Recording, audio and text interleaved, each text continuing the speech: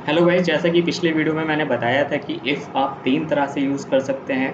First, एक condition के साथ जिसके बारे में हमने पिछले वीडियो में सीखा था। सेकंड, एक से ज़्यादा कंडीशन के साथ जिसे नेस्टेड इफ़ कहते हैं, जो कि हम यहाँ पर सीखने वाले हैं। तो अगर आपको इफ़ बिल्कुल नहीं पता है तो पिछली वीडियो ज़रूर देखें, आपको ऊपर उसका लिंक मैंने प्रोवाइड किया है। और अगर आप चैनल पर न्यू है तो अभी सब्सक्राइब और बेल बटन को प्रेस करें ताकि आगे आने वाली वीडियोज़ की आपको नोटिफिकेशन टाइम टू टाइम मिलते रहें। तो गाइस, नेस्टेड इफ़ जैसा कि एक से ज़्यादा कंडीशन के लिए होता है, तो सबसे पहले आपको समझने की ज़रूरत है कि आपके पास जो कंडीशंस हैं वो क्या क्या हैं।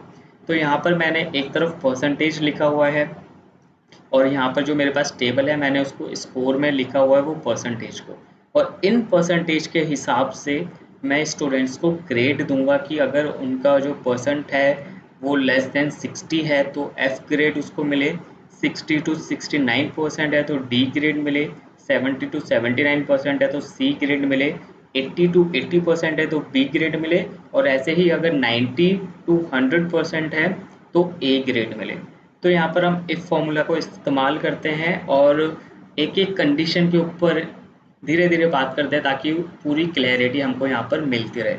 तो किसी भी फॉर्मूला को स्टार्ट करने के लिए हमें सबसे पहले इक्वल टू लगाना होता है। उसके बाद हम फॉर्मूले का नाम लिखते हैं।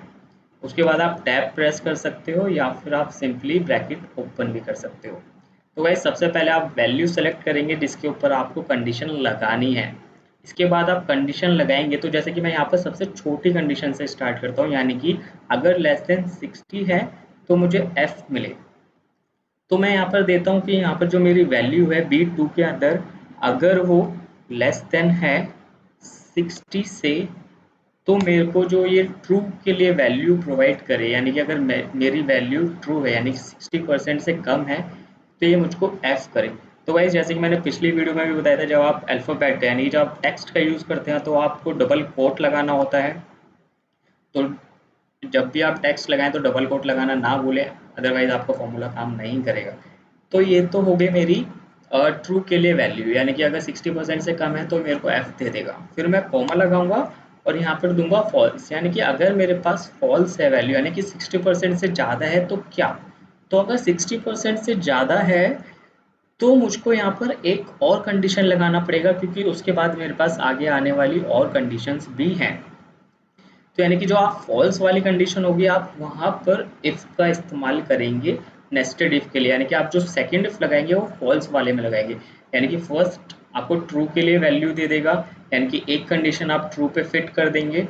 सेकंड जो कंडीशन होगी उसके लिए आप दोबारा से इफ़ लगाएंगे। तो यानी कि आपको, लेकिन जब दोबारा से इफ़ लगाना है तो आपको इक्वल टू से स्टार्ट करने की ज़रूरत नहीं है। आप कोमा के बाद सीधा इफ़ लिखेंगे, टैब प्रेस करेंगे, फिर से वैल्यू सेलेक्ट करेंगे which is B2, same value होनी चाहिए।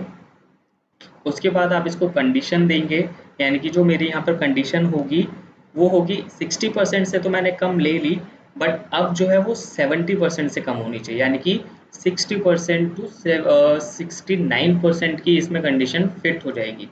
तो मैं यहाँ पर इसको लेस देन कर दूंगा 70%, सॉरी 70 ओनली। ठीक है गाइस, कोमा लगाते हैं, वैल्यू इफ ट्रू, यानी कि अगर मेरी वैल्यू ट्रू है यानी कि 60 to 70% आता है मेरे पास तो ये मुझको डी दे देगा। और अगर ये वाली भी वैल्यू ट्रू नहीं होती, ये वाली भी वैल्यू ठीक नहीं होती है, ये वाली भी कंडीशन ठीक नहीं होती है मेरी, तो मुझको फॉल्स के लिए यहाँ पर एक और इफ़ लगाना पड़ेगा। तो एक और इफ़ लगाने के लिए मैं इक्वल टू से स्टार्ट नहीं करूँगा, मैं इफ़ से ही स्टार्ट करूँगा। फिर से मैं टैब प्रेस करूँगा, फिर से यहाँ पे मैं वैल्यू डालूँगा B2 के लिए और मैं इसको फिर से वैल्यू दूँगा ट्रू के लिए। तो यानी कि अगर जो मेरी इस बार जो कंडीशन आएगी, तो मैंने गाइस यहाँ पे 60% के लिए कंडीशन दे दी, मैंने 70% के लिए कंडीशन दे दी। अब मैं इसको थर्ड कंडीशन दूंगा जो कि होगी 80% के लिए, यानी कि अगर मेरा 80% से कम आता है तो ये मुझको सी दे देगा। ठीक है, फिर से मैं इफ़ लगाऊंगा फॉल्स के लिए। इफ़ इसमें मैं लगाऊंगा कि अगर जो मेरी कंडीशन है वो 90% से लेस देन हो, यानी कि B2 मेरा जो है वो लेस देन होना चाहिए 90%। तो वैसे ये जो अभी लास्ट कंडीशन हमारी यहाँ पे होने वाली है, क्योंकि हमारा जो इसके बाद कंडीशन है वो है 90 टू 100%। तो 100% से लेस करने के लिए हमको ज़रूरत नहीं है, क्योंकि हमको एंड में दो टेस्ट हमेशा देने होते हैं, यहाँ पर दो वैल्यूज़ देनी होती है, यानी कि वैल्यू इफ़ ट्रू और वैल्यू इफ़ फॉल्स। यानी कि अगर हम पीछे से देखते हैं तो हमने यहाँ पर वैल्यू इफ़ ट्रू के लिए एफ दिया है और वैल्यू इफ़ फॉल्स के लिए हमने फिर से एक फॉर्मूला लगा दिया। देन इसमें भी हमने वैल्यू इफ़ ट्रू के लिए डी दे दिया और वैल्यू इफ़ फॉल्स के लिए हमने यहाँ पर फिर से इफ लगा दिया। ऐसे ही अब यहाँ पर जो लास्ट वाला इफ है, इसकी वैल्यू इफ फॉल्स होती है तो हमारे पास इसके बाद कोई कंडीशन नहीं है, तो यानी कि ये हमारा यहाँ पर लास्ट इफ है। तो इसको मैं यहाँ पर कंडीशन दूंगा कि अगर मेरी 90 से कम है परसेंटेज तो ये मुझको बी देगा यहाँ पर, और अगर ये फॉल्स होती है यानी कि अगर ये यहाँ पर गलत हो जाती है कंडीशन, तो इसके बाद मेरा सिर्फ एक ही लॉजिक बनता है, वो है 90 टू 100%, यानी कि ग्रेड ए के लिए। क्योंकि 60% से नीचे वाला जितना भी है 40%, 30%, 20%, वो मैंने अपनी फर्स्ट कंडीशन में उसको ले लिया। उसके बाद जितने भी कंडीशंस आती हैं वो मैंने 60 टू 70%, 70 टू 80%, वो मैंने लेस देन के अंदर मैंने कवर कर दिया। अब ये लास्ट आती है 100% से लेस देन, तो इसको मेरे को फॉल्स के अंदर यहाँ पे डालना है ताकि मेरा पूरा फॉर्मूला यहाँ पर पूरा हो जाए।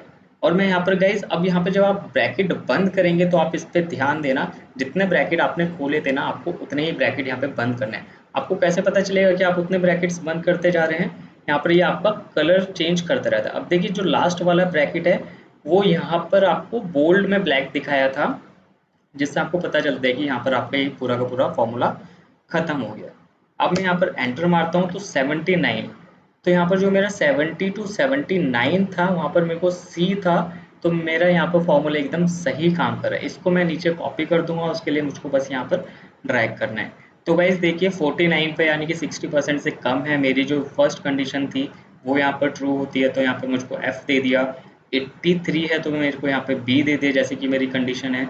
66 है तो डी दे दिया यहाँ पर। हाँ ये 95, अब देखिए 95 वाला था क्योंकि हमने लास्ट में तो कोई कंडीशन डाली ही नहीं थी, क्योंकि लास्ट में वही एक कंडीशन बची थी और उसको हमने फॉल्स के अंदर फिट कर दिया था, तो इसलिए इसने मेरे को यहाँ पर डी दे दिया। तो गाइस यही होता है नेस्टेड इफ। इसी को इतने बेकार तरीके से लोगों ने समझाया हुआ होता है कि और आप ज़्यादा कंफ्यूज होते रहते हैं। आई होप यहाँ पर आपको अच्छे से समझ में आ गया होगा। अगर गाइस समझ में आया है तो कमेंट कीजिए, नहीं समझ में आया तो भी कमेंट कीजिए, ताकि मैं अपने आगे वाली वीडियोस में उसको और अच्छे से आपको बता सकूँ। तो गाइस इसके बाद जो वीडियो आने वाली है वो है इसका थर्ड पार्ट, इफ़ का थर्ड पार्ट, जिसमें कि हम इफ़ के साथ दूसरे फंक्शंस यानी कि एंड फंक्शन और फंक्शंस लगाना सीखेंगे। तो गाइज़ आई होप आपको ये वीडियो पसंद आई होगी, लाइक और शेयर कीजिए।